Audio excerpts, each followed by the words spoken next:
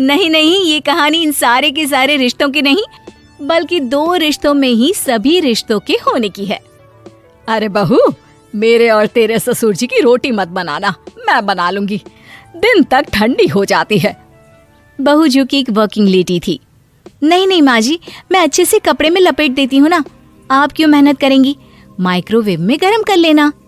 अरे नहीं बहू, मेहनत मत कर, वैसे भी ऑफिस में कम मेहनत होती है क्या, जा रहने दे। लेकिन बहू मानती नहीं, वो सास ससुर की रोटी बना कर ही जाती है। दोपहर में खाने के वक्त ससुर जी कहते हैं, अरे बहू को रोटी बनाने के लिए क्यों मना कर दिया, क्या हो गया, ठंडा ही तो खाते आए हम लोग हमेशा से। अरे वो क्या है ना, सुबह ऑफिस जाती है, घर का सारा काम करने में वक्त लग जाता है, अरे थकती है वो अलग, तो मैंने सोचा बहाने से ही थोड़ा कम काम करवाऊं। ससुर मुस्कुरा रहे होते हैं।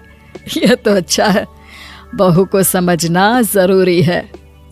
वक्त बीत रहा था, घर में सब खुश थे कि एक दिन, माँ जी आप शाम को थोड़ा टहलने निकला करें, घर पर रह रहकर हड्डियां जाम होती है, पापा को भी ले जाया करिए, मैं वक्त पर तो आ जाती हूँ।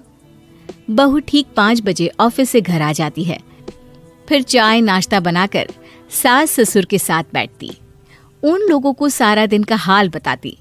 रात को पति घर आता है। क्या बात है बेटा, ऑफिस से आकर कभी हम लोगों के साथ भी बैठा कर। अरे माँ, दिन रात काम करके मन ही नहीं करता, अगले दिन की फिर तैयारी होती है, आप और पापा ही कमरे में आ जाओ। इससे अच्छी तो बहू है, कितना भी थकी रहे, घर आकर हम लोगों के लिए चाय नाश्ता बनाना, फिर बातें करना। बहू ना होती तो हम बुढ़ा बुढ़िया तो बैठे ही रह जाते। सास और ससुर अब बहू के कहने पर शाम की सैर पर निकलने लगते हैं। सास की कई सहेलियां बनती है तो ससुर को भी कुछ बुजुर्ग लोगों का ग्रुप मिल जाता है। कैसा रहा सहेलियों के साथ शाम का वक्त? हम लोगों ने तो भाई खूब योगा किया। अरे हम लोगों को गप्पों से फुर्सत ही नहीं होती। वैसे मिसेस मल्होत्रा आज बहू के बारे में कुछ बोल रही थी।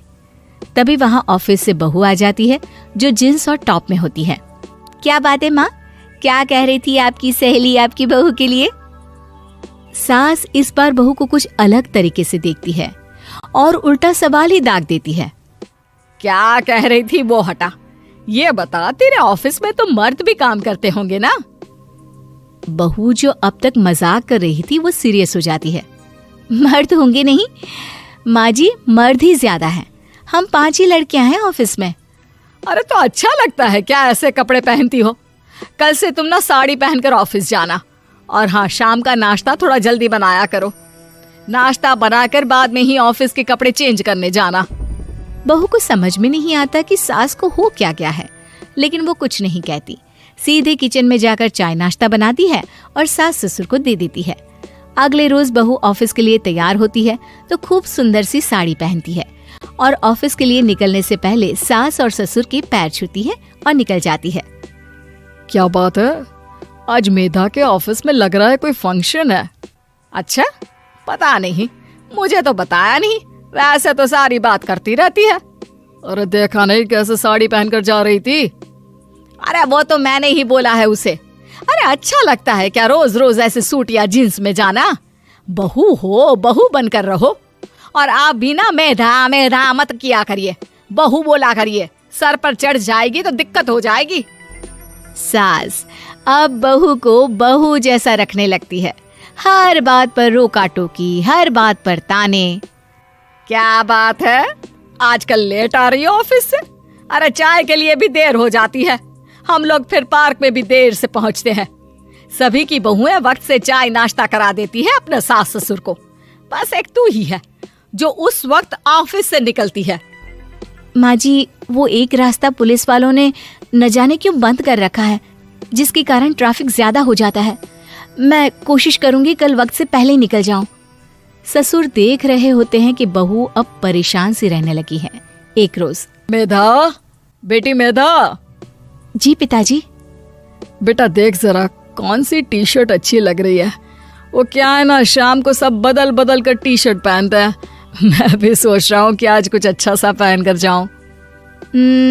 हाँ पिताजी, ये सही है, ये लाल वाली ना बहुत जचेगी आप पर। मेरे पापा पर भी डार्क रंग बहुत जचता है। क्या चल रहा है? अरे ससुर के सामने घूंघट तो छोड़ो, ऊपर से रंग बताया जा रहा है टी शर्ट का। अरे बहू, कोई संस्कार दिए नहीं है क्या तेरी माँ ने? बहू इस बार बहुत निराश हो जाती है। वो वहां से तुरंत अपने कमरे में चली जाती है। अब बहू घर का सारा काम करती, ऑफिस जाती, लेकिन साड़ी और सर पर पल्ला लेकर। एक बार पड़ोसन उनके घर आती है। वाह सुमित्रा बहन, बहू का तो रूप ही बदल दिया। ठीक किया, बहू बहू जैसी ही अच्छी लगती है। अच्छा चलती हूँ मैं। पड़ोसन के जाने के बाद सास बड़ी अकड़ के साथ कहती है, देखा मेरा कमाल, कैसे मैंने मेधा बहू को कंट्रोल में कर लिया। अब बारी ससुर के बोलने की थी। हाँ सुमित्रा, बिल्कुल ये काम तो किया है तुमने, लेकिन कभी सोचा क्या खो दिया? क्या खो दिया? मैंने तो कुछ नहीं खोया जी। खोया है, पहले बहू जब ऑफिस जाती तुम्हारे पैर छूकर तुम्हें गले लगाती, लेकिन अब सिर्फ पैर छूती है। हाँ जी, ये बात तो आप ठीक बोल रहे हैं। पहले घंटों हम लोगों से बात करती, कमरे में ना जाती, ऑफिस से आते ही खुद की चाय, खाना, नाश्ता सब हम लोगों के साथ करती, सारी बात बताती। लेकिन क्या तुम्हें पता है, बहू की तबीयत खराब चल रही है, वो माँ बनने वाली है। ये बात मुझे बेटे ने बताई कि तुम्हें बता दूं। अब सास की आंख में आंसू थे। वो समझ गई थी कि लोगों के कहने में आकर उसने क्या खो दिया। शाम को बहू घर आती है तो माँ किचन में पकोड़े तल रही होती है। अरे माँ जी, आप रहने दीजिए ना, मैं आ तो रही थी। अरे नहीं, जा तू चेंज कर ले, मैं नाश्ता और चाय टेबल पर ही लगा रही हूँ मेधा। सास के मुंह से अपना नाम सुनकर बहू को बहुत अच्छा लगता है। माँ जी, कोई गलती हो गई है क्या? मेरे होते हुए आप काम करें, ये ठीक नहीं है। संस्कारी और समझदार बहू सास को माँ समझती है, लेकिन सास की बेवकूफी उसे सास ही बनाकर रखती है। बहू, मुझे भी थोड़े संस्कार और समझदार बनने का मौका दे, जिससे मैं भी बहू नहीं बेटी को देखूं तुझ में। और हाँ, मेरा होने वाला पोता क्या कहेगा कि दादी ने तो मेरी माँ को बहुत परेशान किया। बहू सास को गले लगा लेती है। नहीं माँ जी, वो कहेगा कि माँ को तो दादी ने बेटी बनाकर रखा है।